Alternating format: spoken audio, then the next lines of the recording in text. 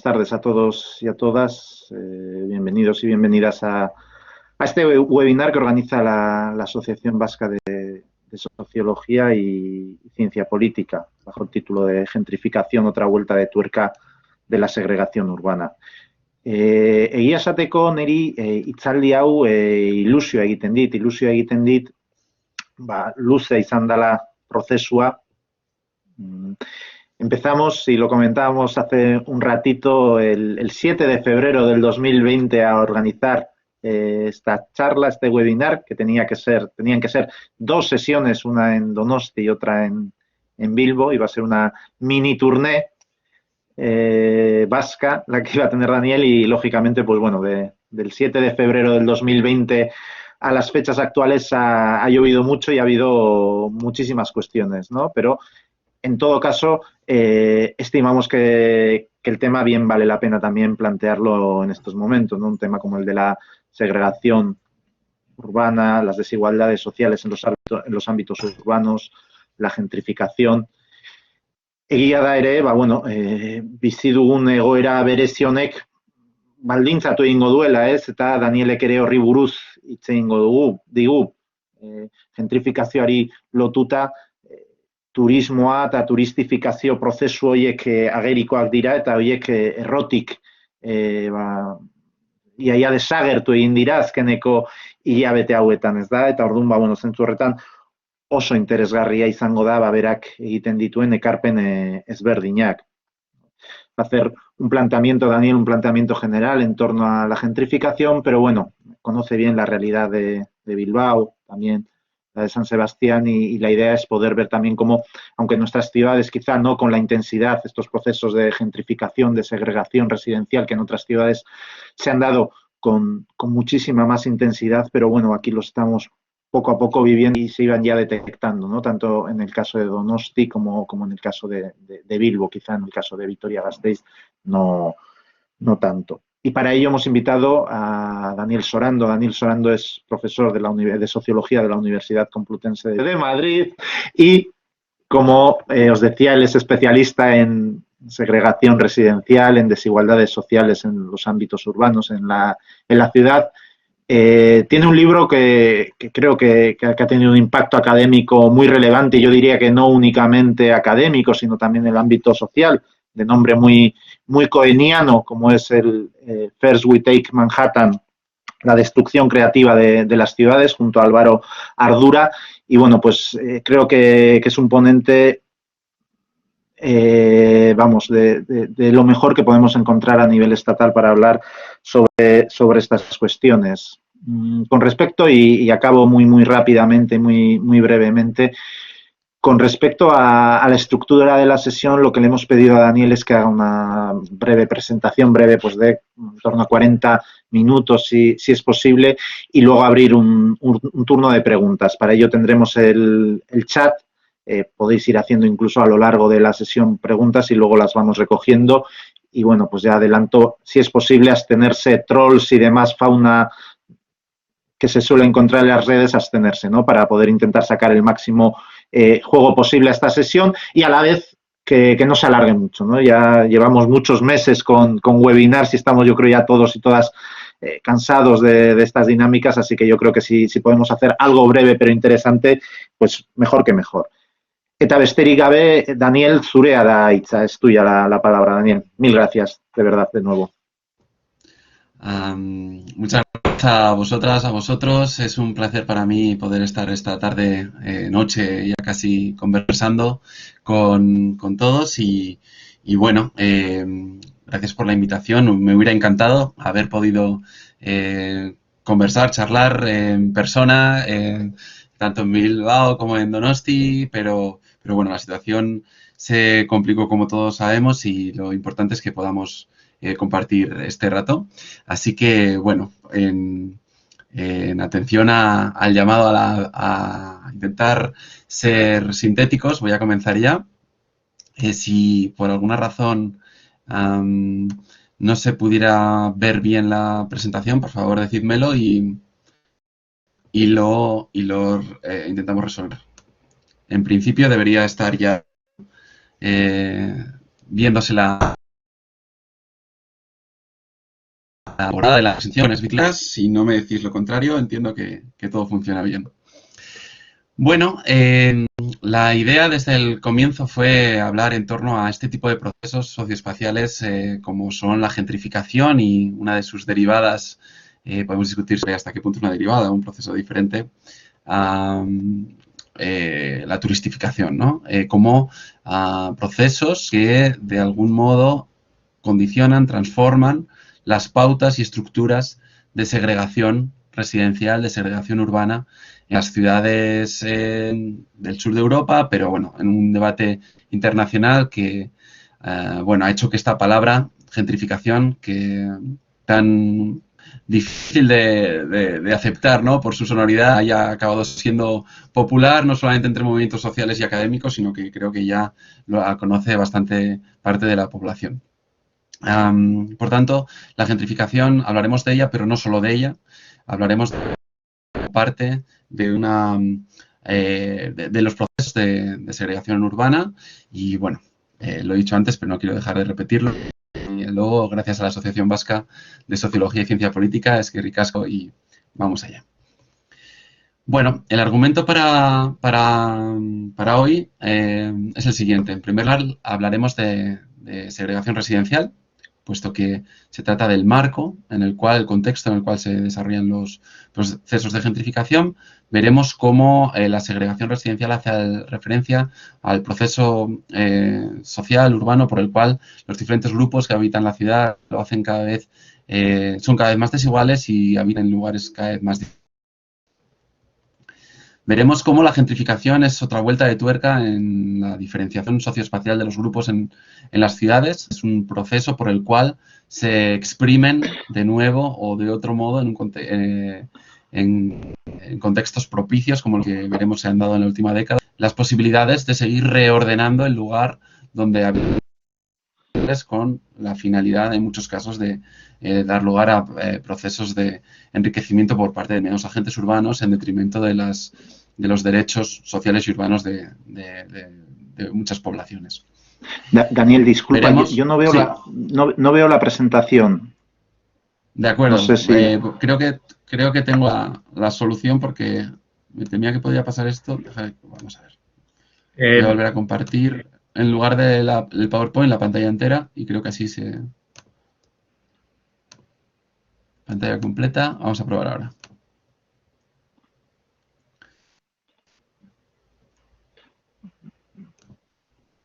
Vale, ahora sí que se ve. ¿Ahora? Sí, se ve. Perfecto, gracias. Disculpa. De acuerdo, bueno. Nada, a vosotros por avisarme. Entonces, bueno, estábamos con el argumento. Vemos si todos estos procesos, también brevemente, tienen un significado relevante en términos de desigualdad. Veremos hasta qué punto importa la segregación, hasta qué punto importa la gentrificación y sus consecuencias, para finalmente pensar en algunas salidas de este tipo de desigualdad, en torno a un concepto también cada vez más manido y, por tanto, progresivamente vaciado de contenido, como es el de derecho a la ciudad. Intentaré dar un sentido muy específico, muy preciso para que sea útil y operativo. Antes de comenzar, también quiero comenzar con una especie de disculpa, que en realidad es una manera de ser honesto, y es que buena parte de la información, de la investigación en la cual está basada esta presentación, alude a la ciudad de Madrid, que es donde trabajo como profesor en la Universidad Complutense, pero es cierto que, sobre todo en el desarrollo de mi tesis doctoral, conocí el caso de Bilbao y he estado aprendiendo de buena parte de muchos colegas de la Universidad del País Vasco que trabajan estos temas para el caso de Bilbao y también parcialmente para el caso de San Sebastián, Donosti, y bueno, trataré de hacer menciones al respecto, aunque creo que tal vez pueda ser también muy interesante que cuando discutamos más sobre el caso de las ciudades vascas pueda ser en el turno de debate, de conversación.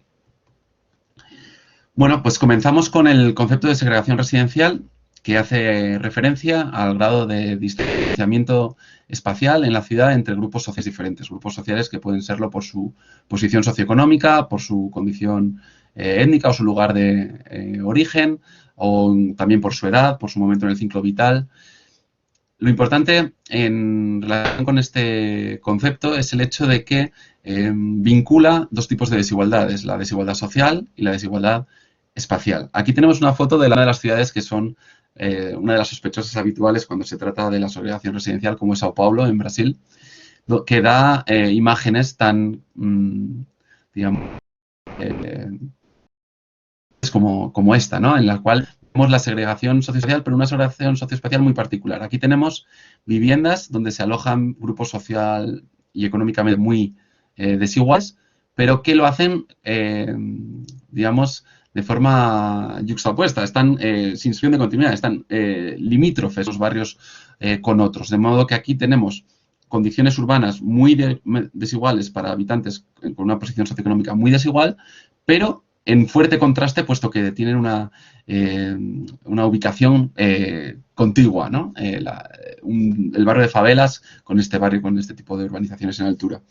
En realidad, lo que estamos viendo en la mayor parte de las investigaciones a nivel internacional es que esta desigualdad social existe, esta desigualdad urbana existe en el tipo de ámbitos urbanos que habitan unos grupos y otros, pero que la distancia entre unos entornos y otros es cada vez más grande y no tan estrecha como en esta fotografía, de modo que cada vez somos más desiguales, pero cada vez estamos más distantes, como vamos a ver ahora, sobre todo para los casos madrileño, parcialmente de Barcelona y luego hablaré sobre Bilbao. Bueno, algunos datos, decía distantes y desiguales. En primer lugar, desiguales. Por ejemplo, aquí tenemos con diferentes fuentes el índice de Gini de desigualdad de los ingresos para el área metropolitana de Barcelona y de Madrid. En azul Barcelona, en rojo Madrid.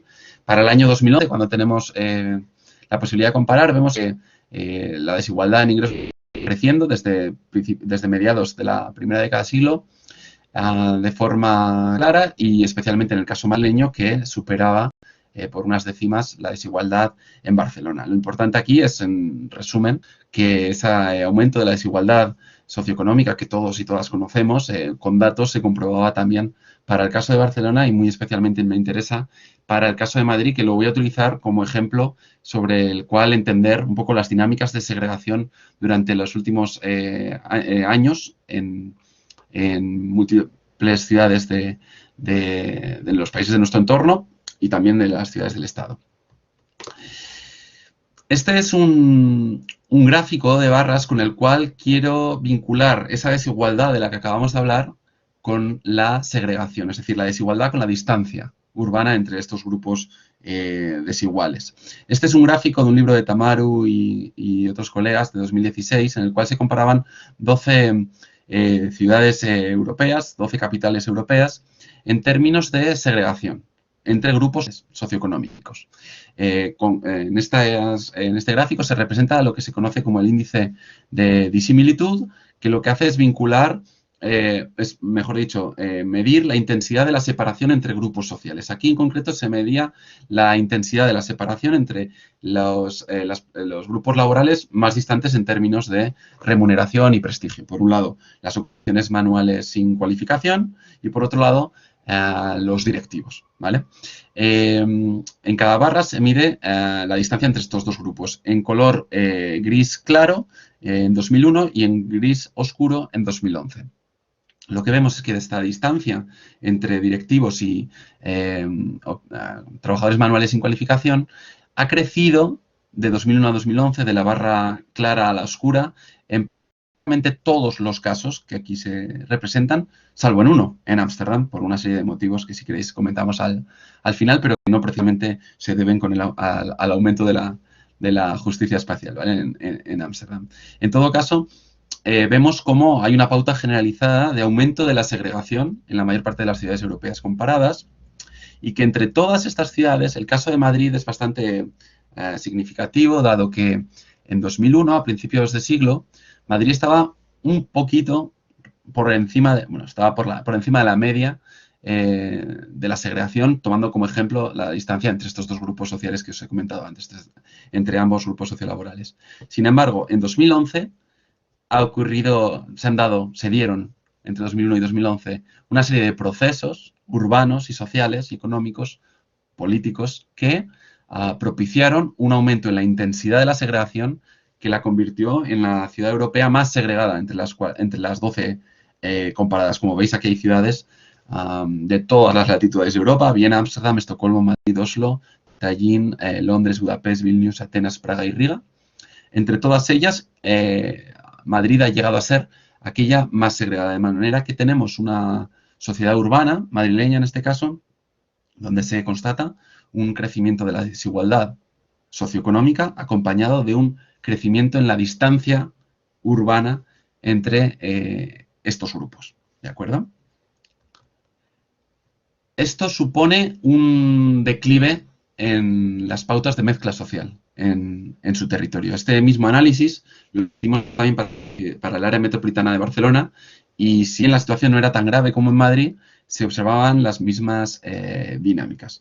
En síntesis, aquí tenemos una tabla en la que se clasificaban los barrios del área metropolitana de Madrid en 4 tipos para 2 momentos: en 2001, en las filas, y en las columnas en 2011.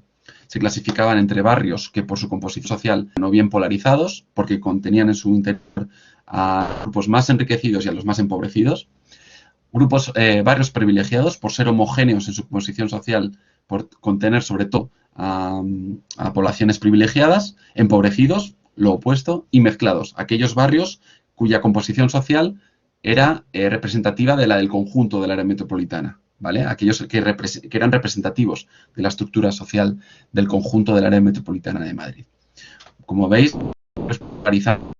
no se dan en Madrid, no hay barrios donde, como si queréis la imagen de Sao Paulo, en un mismo territorio, poblaciones privilegiadas y empobrecidas.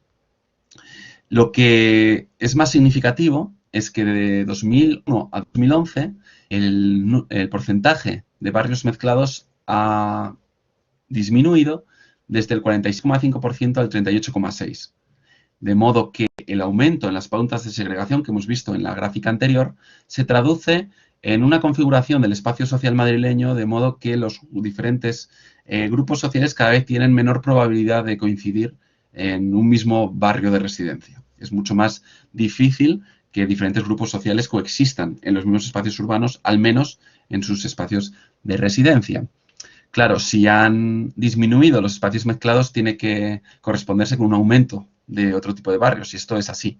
Los barrios privilegiados han aumentado del 25,5 al 26,8, mientras que los que han crecido desde el 27,6 al 33,5%. De modo que cada vez ganan más peso los barrios homogéneos en detrimento de los mezclados, que siguen siendo la categoría con más porcentaje dentro de el área metropolitana de Madrid, pero apenas son en un poco más de un tercio del conjunto de los barrios, frente a los barrios homogéneos, de privilegiados o empobrecidos, que ya son más de 2/3 partes del área metropolitana madrileña.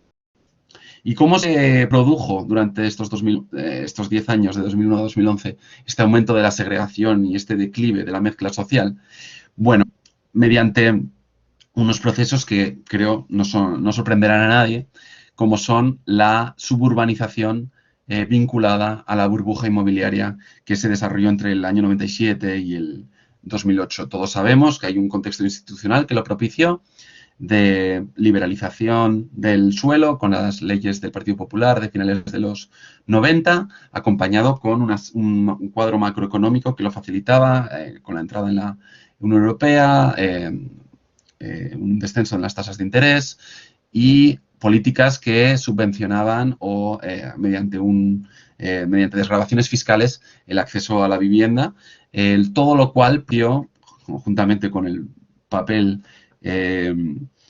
imprescindible de las entidades de crédito, una expansión del mercado inmobiliario, un desarrollo del mercado inmobiliario espectacular hacia las periferias de diferentes ciudades del Estado, pero particularmente en el caso de madrileño fue también muy notable, pero de un modo muy particular, porque claro, hubo una suburbanización liderada por actores del mercado inmobiliario libre, privado. De modo que diferentes promociones en las periferias se producían con públicos objetivos diferentes, de modo que cada promoción era homogénea en sus calidades urbanas y residenciales, de modo que propiciaba la residencia homogénea de grupos sociales en cada una de estas promociones. Es decir, había promociones para clases medias bajas, promociones para clases muy altas, promociones para clases medias altas, pero no había promociones mezcladas, dado que el papel de la iniciativa pública era, por decirlo suavemente, digamos, irrelevante.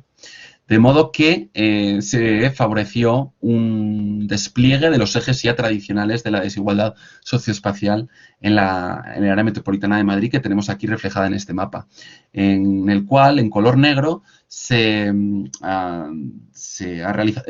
sintetiza las áreas donde hay una homogeneidad social de clases medias altas que en territorios cuya composición social no solamente es homogénea, sino que están contiguos a otros territorios con las mismas características. Y vemos que, para quienes no estén familiarizados con el territorio madrileño, tenemos en el centro del mapa lo que sería el interior de la M30, un interior de la M30 fuertemente consolidado como un espacio de privilegio, conjuntamente con el eje, sobre todo, fundamentalmente, de la A6, de la carretera de La Coruña, hacia el noroeste y parcialmente el eje de la A1 hacia el norte de la carretera de Burgos, la autovía hacia Burgos.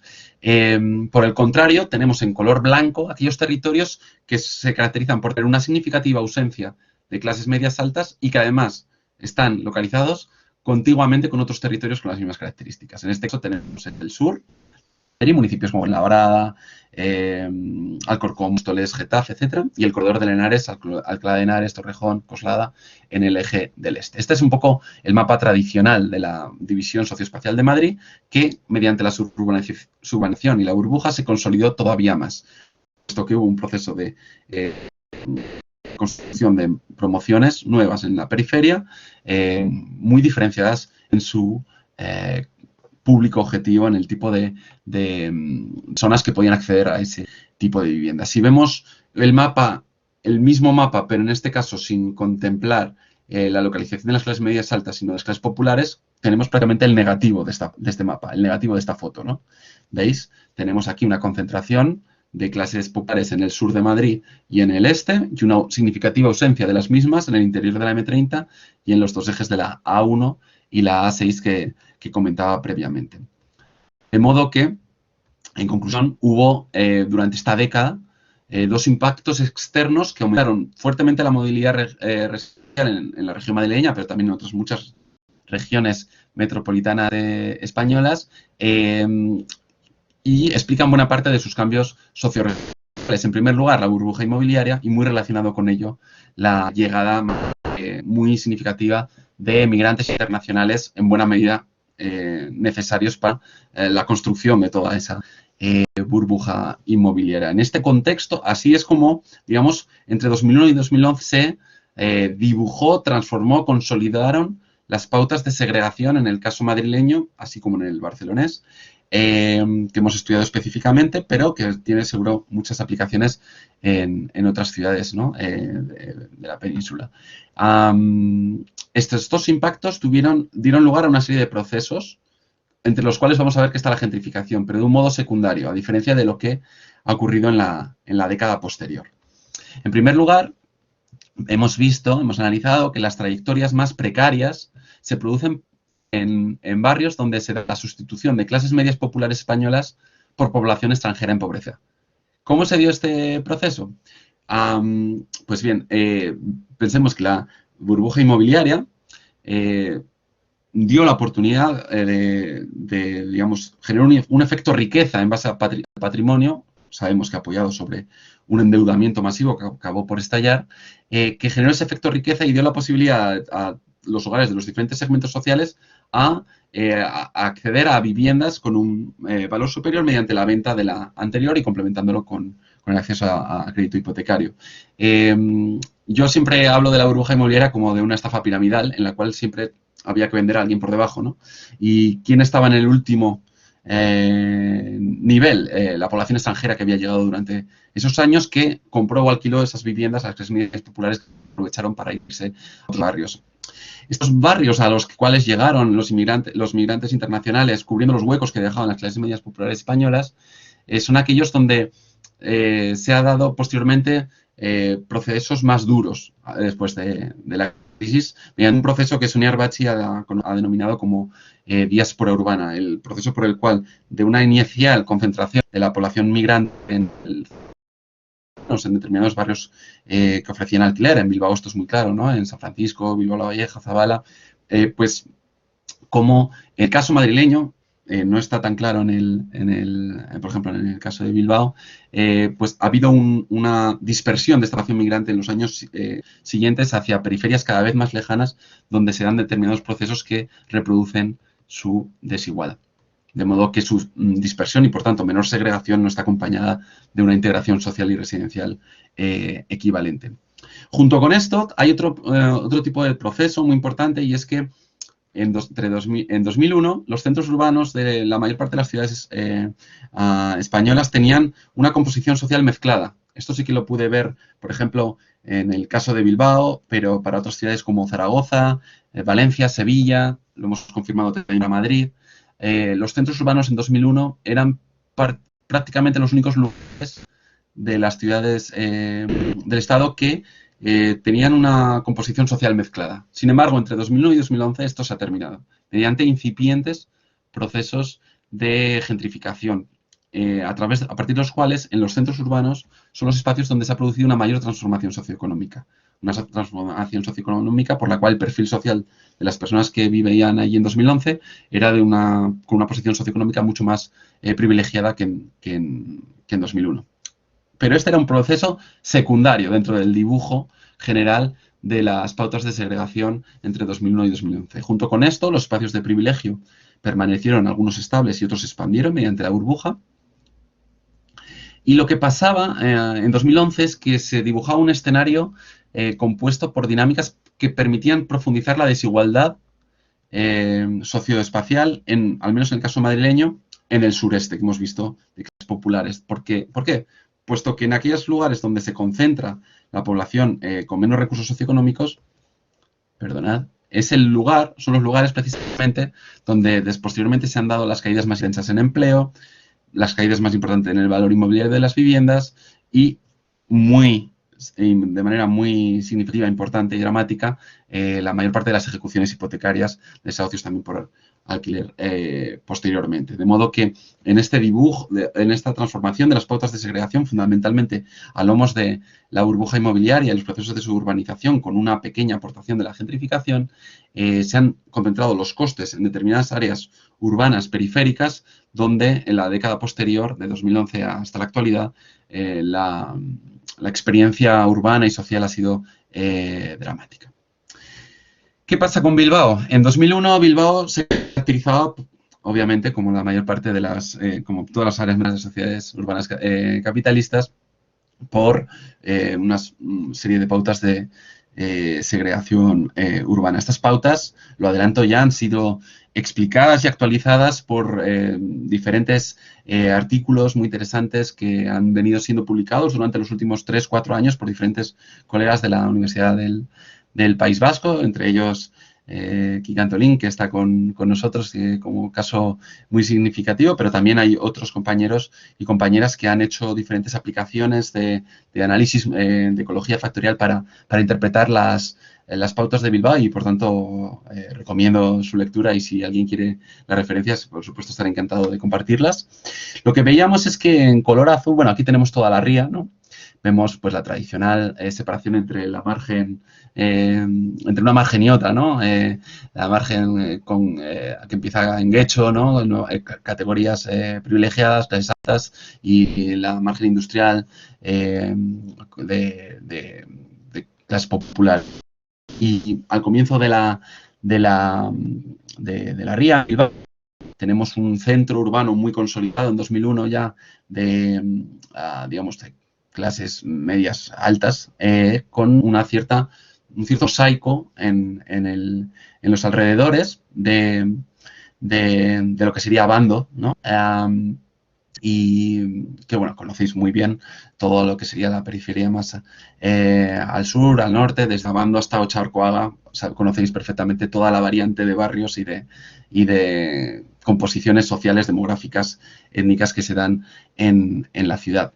Pero claro, 2001 queda ya muy lejos, ¿no? En su momento traté de actualizar lo que había ocurrido antes de, cuando hice la tesis doctoral, antes de disponer de datos de censo de 2011, con las pautas de asentamiento de la población migrante internacional durante esos años, dividiendo la realidad de las poblaciones que procedían de los primeros 15 países en ingresar en la Unión Europea, que podemos considerar como migración más privilegiada económicamente frente a los migrantes más empobrecidos del resto del mundo. Vamos a ver primero las pautas de asentamiento de esos migrantes, podemos llamar privilegiados o cualificados, de estos emigrantes europeos, de los primeros 15 países en ingresar en la Unión Europea. Vemos cómo, sobre todo, se asientan precisamente a margen derecha y en el entorno del centro de Bilbao, de Abando y Barra, ¿vale? Y vemos que son mucho más minoritarios en las zonas en color rojo de clases más populares. Por el contrario, si nos fijamos en lo que ha ocurrido con los migrantes, podemos asumir que tienen una condición socioeconómica más empobrecida, la pauta es la opuesta, ¿no? Vemos cómo se localizan, sobre todo en la margen izquierda, ¿no? De Sestao, Portugalete, Baracaldo, etcétera, y sobre todo también al sur de Abando y al norte, ¿no? Con lo cual vemos que como aproximación se observa una intensificación de algún modo de las pautas de segregación entre 2001 y 2011, que insisto, yo realicé con esta aproximación, pero con esos artículos que he comentado previamente está muchísimo mejor especificado, ¿no? Mucho más detallado. Veremos más adelante algún caso particular donde se da cierto encuentro entre un tipo de migrantes y otros. ¿Por qué? Porque lo que quiero ahora es pasar a la siguiente década, de 2011 a la actualidad, donde yo planteo, junto con otros autores, que el proceso de reorganización de los grupos sociales en el territorio como medio para generar oportunidades de negocio inmobiliario ya no se pudo seguir desarrollando mediante procesos de suburbanización en periferia, ¿no? Una vez estallada la burbuja inmobiliaria y todo el engranaje institucional, económico y político que la permitió.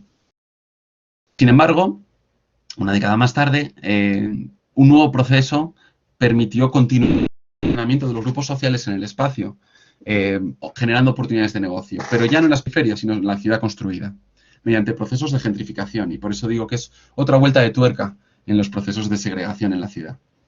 La gentrificación, por si acaso alguien todavía no ha indagado mucho en este concepto, que yo siempre digo que tiene que ser un concepto importante para haber tenido éxito con ese nombre, ¿no? Bueno, pues la gentrificación es un proceso que involucra fundamentalmente dos procesos. Por un lado, un cambio de la población de usuarios del suelo, de las viviendas, de los locales, de los barrios, de modo que los nuevos usuarios tienen un estatus socioeconómico, una posición socioeconómica más alta que los usuarios previos, ¿vale? Fundamentalmente, la gentrificación es un proceso que se define en términos de clase social y consiste en la sustitución de las clases populares que residían previamente en un territorio por nuevas clases medias altas que empiezan a encontrar atractivos esos barrios y llegan a ellos precisamente por el segundo factor que involucra el proceso, que es el cambio asociado en el entorno físico construido, urbano, a través de una reinversión en el mismo, mediante capital, ¿no?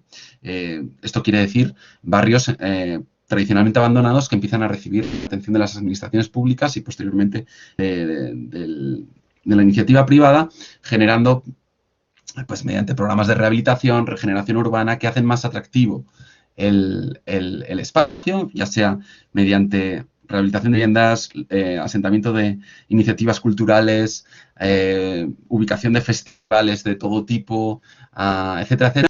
Sabemos que eso aumenta el valor del suelo, de la vivienda, de los entornos donde se localiza. En algunos lugares, como la Valencia neoliberal de principios de década, me contaron en una entrevista que lo sabían tan bien que habían hecho un estudio para ver cómo, mediante el aumento del valor en la vivienda en un barrio que se llama Rusafa, podían cambiar la composición social del territorio, ¿no? Entonces, el cambio en el barrio, en las condiciones objetivas del barrio, en su atractivo, produce un cambio en la población en términos de clase que propicia oportunidades de plusvalía inmobiliaria para quienes tienen información privilegiada en el proceso. La gentrificación ocurre mediante la explotación de la diferencia entre el valor que tenía previamente un lugar y su valor potencial en un uso mejor para el capital, obviamente, después de la inversión. Es decir, por decirlo de una manera muy sencilla, y luego complejizamos si queréis, se trata de comprar activos en un barrio en un momento en el que está abandonado y tiene un valor bajo, sabiendo que posteriormente va a aumentar su valor mediante toda una serie de operaciones y en ese momento se va a poder comercializar por un valor muy superior, obteniendo plusvalías evidentes en el proceso. El contexto fue propicio a partir de 2011.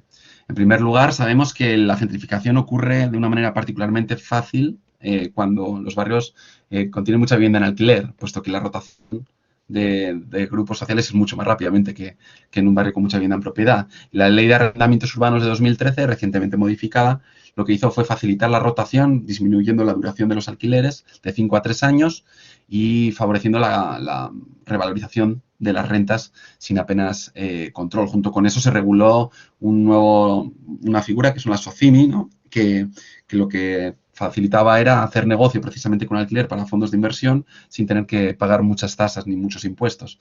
Además, las legislaciones autonómicas en materia de vivienda muchas veces hicieron dejación de responsabilidades, en buena medida también por falta de recursos presupuestarios, lo cual ha sido muy evidente, Plan Nacional de Vivienda tras Plan Nacional de Vivienda, en un contexto en el que las políticas de inundación de liquidez de los mercados por parte del Banco Central Europeo, haciendo poco rentable la deuda soberana de los estados, ha hecho que muchos inversores institucionales, fondos de inversión de todo el mundo, ¿no?, hayan visto que las inversiones rentables ya no estaban en la deuda soberana, ya no estaban en la prima de riesgo, sino en la vivienda, y a partir de ahí se ha generado todo un ciclo de revalorización apoyada de una manera muy importante sobre el alquiler, que ha favorecido la rotación de población en aquellos lugares donde hubiera más vivienda en alquiler, muy notablemente en los centros urbanos, pero no solo, facilitando procesos de gentrificación. Porque no solamente hay un contexto propicio institucionalmente, sino también de manera socioeconómica.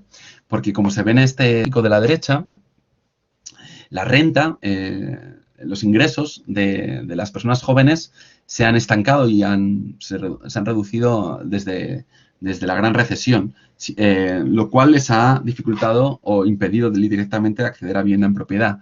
En su lugar, lo que han hecho, como vemos en las líneas de puntos, es cada vez más optar sería un verbo no muy adecuado, se han visto abocados fundamentalmente al alquiler, ¿de acuerdo? De modo que tenemos una legislación, un entorno institucional favorable para la rotación en alquiler, junto con una población que necesita vivir de alquiler, lo cual genera, como digo, un contexto propicio para los fines o los objetivos de estos fondos de inversión, pero no solamente fondos de inversión, sino también la figura del pequeño propietario, de los pequeños rentistas, que en algunas investigaciones, por ejemplo, de gente vinculada al Instituto de Democracia y Municipalismo aquí en Madrid, ha estimado que en torno a un 15% de la población del Estado tiene una parte muy importante de sus ingresos está vinculada precisamente a las rentas. Bueno, entre 2011 y 2016, esta reorganización de grupos sociales en el espacio, en Madrid la hemos visto con muchísima claridad. Se intuía a nivel de conversación con diferentes personas, grupos también de movimientos sociales, se intuía que algo estaba pasando en el centro de Madrid. Es decir, que todo lo que había pasado en la periferia, esa reorganización de los grupos sociales, ahora estaba pasando en el centro de Madrid, el cual todavía albergaba espacios de mezcla social y que eso, digamos, era un uso del territorio que estaba todavía lejos del mejor uso para las rentas del capital, ¿de acuerdo? Entonces, aquí tenemos un mapa donde vemos las secciones censales de la ciudad de Madrid. Cada sección censal tiene en torno a 1.500, 2.000 habitantes. Y vemos que cuanto más azul está, tenemos un mayor porcentaje de personas que han llegado a cada sección censal durante el año anterior que tenían estudios universitarios. ¿vale? Quiere decir, por ejemplo, vemos que la categoría azul más oscuro está entre el 68 y el 90. Quiere decir que entre el 68% y el 90% de las personas que el año anterior a 2011 llegaron a los territorios, entre el 68% y el 90% de las nuevas las personas que llegaron a ese territorio el año previo tenían estudios universitarios, frente a los territorios en blanco que tenían entre un 0 y un 17%, ¿vale? Con lo cual, lo que aquí estamos viendo es una imagen de los lugares que atraen o no a poblaciones con estudios universitarios. Vemos que en 2011 ya había una división muy clara, que vemos, sigue la M30, para quien no lo conozca, donde el azul pasa a ser blanco. Así es, digamos, la M30 en su parte sur, luego sube ya al norte, está en colores azules. Pero vemos que el sur y el este del municipio de Madrid no atrae a población universitaria y, sin embargo, el interior de la M30 y el norte sí.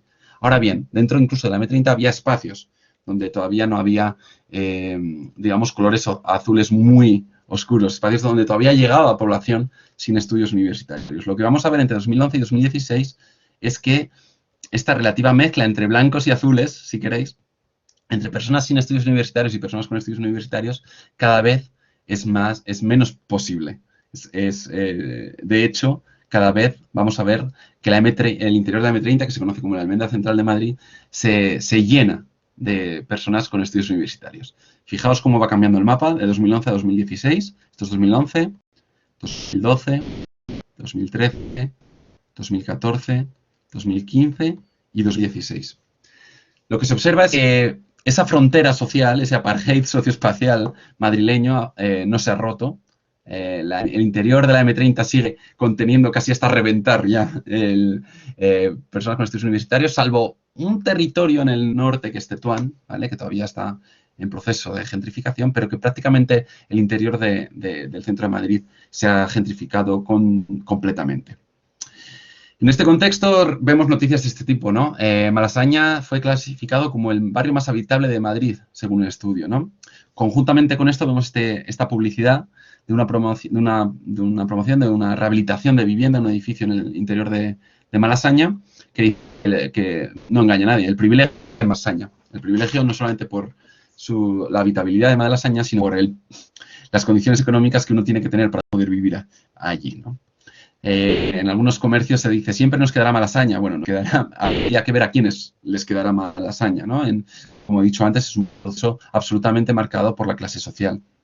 En este contexto, vemos cómo los diferentes actores en el proceso recogen este escenario, ¿no? Había un reportaje en El País que decía, estas son las ventajas de vivir lejos del centro por culpa de la gentrificación. Mientras que Idealista, en sus anuncios, decía, hay vida más allá de la M30. Se da por sentado, ¿no? Esta división social del territorio, este carácter excluyente del centro y empieza a articularse oportunidades de negocio también en la periferia, de nuevo.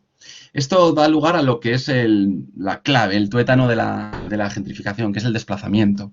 ¿El desplazamiento de quién? La gentrificación es un proceso de expulsión de clases populares que ya no pueden seguir permitiéndose el vivir en determinados barrios gentrificados. Recientemente, junto con Álvaro Ardura, hemos hecho una explotación de la estadística de variaciones residenciales para intentar cuantificar el desplazamiento de las personas sin estudios universitarios. Y lo que vemos aquí en esta tabla, entre 2011 y 2018, vemos el porcentaje de la población sin estudios universitarios, es decir, podemos aproximarlo como clases populares, que abandonó cada uno de los distritos de Madrid entre 2011 y 2018. Pues que en el centro, el 74% de las personas con estudios primarios y el 72% con secundarios abandonó el centro, pero también un 65% de las personas con estudios superiores. ¿Por qué? Porque es un distrito con muchísimo alquiler, de mucha rotación. Pero si nos fijamos, por ejemplo, en estudios primarios y secundarios, vemos en color rojo los distritos iniciales: Arganzuela, Retiro, Salamanca, Tetuán, Chamberí, que están dentro de la M30. Es decir, se concentra la salida de personas con estudios primarios, secundarios y también cada vez más superiores, porque hay muchos universitarios precarizados que no pueden seguir viviendo en el centro de Madrid, que tienen que abandonar esos distritos frente a los distritos de la periferia, que como veis están en color verde porque no expulsan a población con la misma intensidad. Hay algunos casos interesantes como Usera, que es un distrito que ya está en la periferia sur, que expulsa al 56% de la población que había en 2011 con estudios primarios, pero no tanto con estudios secundarios y superiores, porque allí todavía pueden seguir viviendo estas personas, todavía no ha empezado el mercado inmobiliario con tanta intensidad. Y todo esto se da con una condición de posibilidad, y es la siguiente. Aquí tenemos el porcentaje de vivienda social que hay en diferentes ciudades y países de Europa.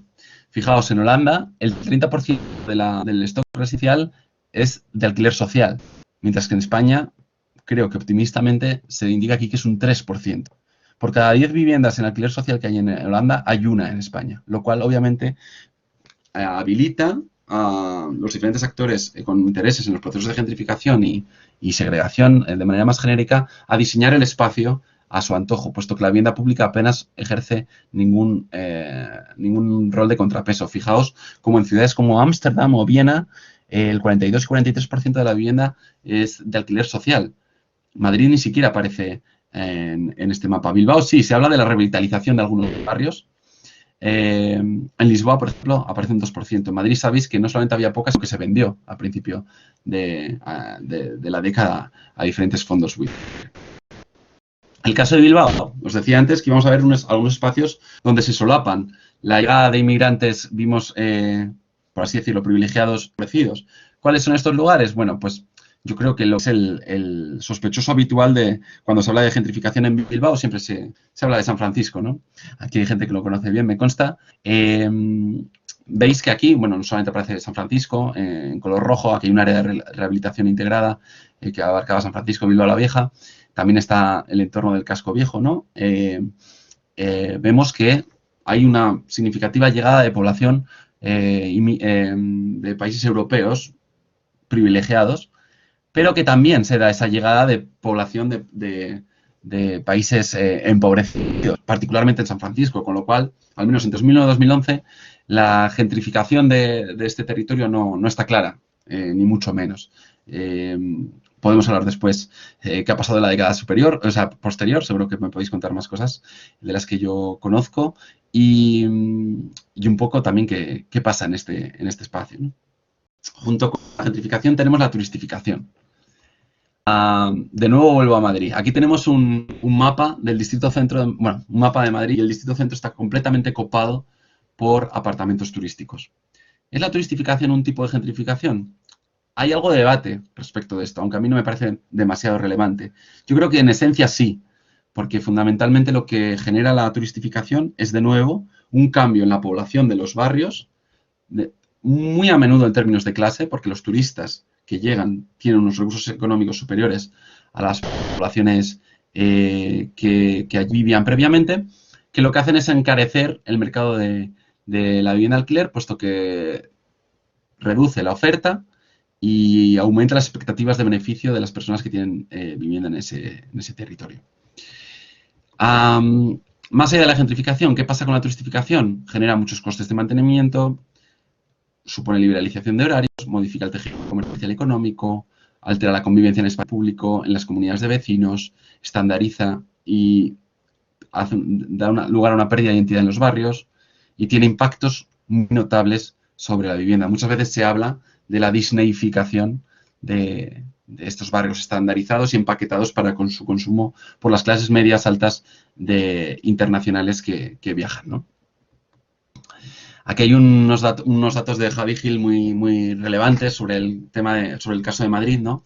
Donde se ve que en Madrid se ofertan al año más de 2,5 millones de noches de hospedaje en Airbnb, de las cuales tan solo un 4,3% responden al modelo de la economía colaborativa. Solo un 4,3% se dan en habitaciones, en viviendas que se alquilan menos de 90 días al año, frente al 96% que responden al modelo de viviendas de uso turístico profesionales. Por supuesto, los impactos sobre la ciudad y el vecindario que tiene un modelo y otro son totalmente opuestos.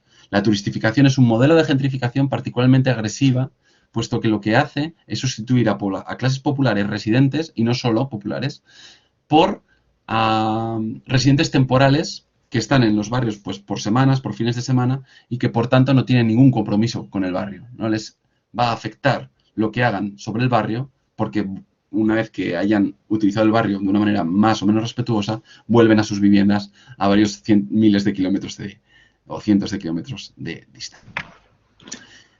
Daniel, disculpa, Sí, 5 o 10 sí. minutitos para ir acabando. Gracias. Perfecto, gracias. Este es el caso de Bilbao. Lo he sacado directamente de Data IPO, que tiene datos hasta 2019, si no me equivoco. De nuevo, aquí tenemos una concentración bastante clara de la vivienda turística en Abando, Casco Viejo, San Francisco, un poco Deusto, digamos, pero obviamente con una pauta socioespacial muy definida. Lo mismo ocurre en Donosti, ¿no? De una manera muy concentrada en el centro, Gros. Hay un artículo reciente también en Ciudad y Territorio, como el de Antolini Fernández. También hay uno de, si no recuerdo mal, ahora lo buscaré, no recuerdo ahora el apellido, Itziar Aguado, creo, sobre las pautas de concentración de la vivienda turística en Donosti y cómo no se corresponden con el modelo de la economía colaborativa. Para terminar, ¿importa todo esto? ¿Importa la segregación? Bueno, si no habéis visto la película Parásitos, ganadora del Oscar el año pasado, os la recomiendo porque intuitivamente se observa cómo lo social y lo espacial se encuentran ligados y dan lugar a escaleras que suben y bajan de una manera muy evidente. La segregación tiene efectos negativos en las pautas de reconocimiento entre grupos que promueven prejuicios basados en la falta de interacciones significativas, enmascara la desigualdad social, puesto que la hace invisible, los diferentes grupos no saben cómo viven los otros, restringen la movilidad social y generan desigualdad en las condiciones de vida y de salud. Por ejemplo, 3 noticias. Las olas de calor matan más en los barrios pobres, la segregación racial afecta a la epidemia de obesidad que azota a Estados Unidos, o la ciudad enferma por barrios. De modo que el lugar donde se reside importa, ¿vale? Y la segregación promueve que haya grupos sociales que se concentren en los territorios donde se concentran los costes. Además, de nuevo con el caso de Madrid, fijaos, tiempo de desplazamiento hasta el lugar de trabajo. En el sur de Madrid y en el este, que hemos identificado como lugar de concentración de las clases populares, son los lugares donde hay un mayor porcentaje de personas que trabajan fuera de casa, que tienen que dedicar más de 1 hora para ir y más de 1 hora para ver. Y si esto lo vemos para el caso de las mujeres, se hace todavía más grave, porque sabemos que las mujeres utilizan más el transporte público que los hombres, puesto que en aquellos hogares que tienen un coche, por pautas de género que podríamos conversar en otra ocasión, normalmente es el hombre el que usa el coche y la mujer el transporte público. Hay más cuestiones que tienen que ver con la movilidad de género, pero básicamente lo que quiero decir aquí es que la segregación concentra costes, por ejemplo, de este tipo. Tener que dedicarle mucho tiempo del día a desplazarte hasta el lugar de trabajo frente a la realidad de las personas que viven en el centro y el norte, que no tienen que utilizar este tiempo y, por tanto, pueden dedicarlo para otras cuestiones, como, por ejemplo, apoyar a sus hijos haciendo los deberes, estar presentes, jugar con ellos, formarse esas personas trabajadoras fuera del tiempo de trabajo, tener tiempo de ocio, en fin, hay muchos factores que esa disponibilidad de tiempo extra que te da vivir en determinados barrios y no en otros, reproducen la desigualdad social que da lugar a la segregación en primer lugar. Este es un mapa de zonas confinadas en el primer momento, aquí en la Comunidad de Madrid. Cuanto más rojo, menor renta per cápita. Cuanto más blanco, mayor renta per cápita. Como veis, la COVID-19, por ejemplo, ha tenido un impacto muy marcado en términos de clase. ¿Por qué? Porque allá donde vives tiene efectos en tus pautas cotidianas y, por ejemplo, te afecta la salud en tiempos de epidemia. De modo que la importación sí importa y mucho, ¿no? ¿Y cómo se sale de esto, no? ¿Qué derecho a la ciudad? Esta es la última diapositiva ya. Darle un contenido preciso al concepto. Va a significar casi cualquier cosa, como bien sabéis. Dado que dice David Harvey, dado que el proceso urbano es un canal esencial del uso del excedente en las economías capitalistas, instituir una gestión democrática sobre su desarrollo urbano constituye el derecho a la ciudad. ¿Qué quiere decir esto? Que si no hay democracia económica, si no hay democracia en la toma de decisiones acerca de cómo se produce en la economía capitalista y cómo se genera el excedente, por lo menos ese excedente que posteriormente se reinvierte en la ciudad debería de estar sometido a una gestión democrática. ¿De acuerdo? El derecho a la ciudad sería la capacidad para introducir democracia en el modo en que se construye la ciudad. Y esto significa gobernar la ciudad. Por ejemplo, hay ejemplos en esta dirección. Luz verde para que el 30% de pisos nuevos en Barcelona sean vivienda protegida, 2018. En Nueva Zelanda se prohíbe la venta internacionales. Oregón, un estado del oeste de Estados Unidos, aprueba la primera política estatal de control de alquileres. Ámsterdam quiere prohibir las inversiones que compren viviendas nuevas para luego ponerlas en alquiler. Como veis, ejemplos hay muchos y cada vez más. De modo que este escenario que os he dado de segregación con esa vuelta de tuerca que implica la gentrificación no es un escenario fatalista ineludible de las sociedades urbanas contemporáneas, sino que responde a configuraciones económicas, políticas y sociales concretas que, por tanto, son así como pudieran ser de cualquier otro modo, no sin resistencias ni dificultades, por supuesto. Muchas gracias y nada, quedo a vuestra disposición para cualquier cuestión. Este es mi correo y cuenta en Twitter por si me queréis hacer cualquier pregunta más adelante o consulta, cualquier cuestión más específica o que os surja más adelante. Estaré encantado de responderos tanto ahora como cuando queráis. Muchas gracias. Daniel, mil gracias por tu exposición, que creo que ha sido bien interesante, y como comentaba, que ojalá podamos hacer este evento o alguno similar en presencial y no en virtual. Besterik gabe, gabon guztioi eta mila esker benetan euskal soziologia eta zientzia politikoaren elkartetik. Ondo izan.